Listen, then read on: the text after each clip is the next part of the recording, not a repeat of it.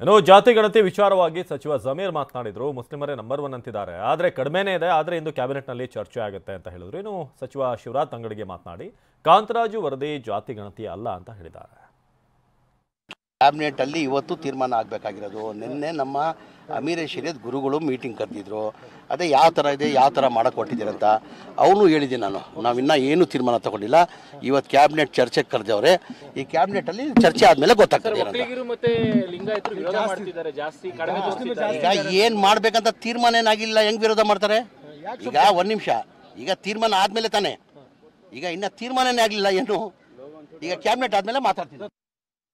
ದಯಮಾಡಿ ಅರ್ಥ ಮಾಡ್ಕೊಳ್ರಿ, ಜಾತಿ ಗಣತಿ ಅಲ್ಲ ಅಲ್ಲ ಅಲ್ಲ ಜಾತಿ ಜನಗಣತಿ ಮಾಡಕ ನಮಗ್ ಬರೋದಿಲ್ಲ ರಾಜ್ಯ ಸರ್ಕಾರದವರು.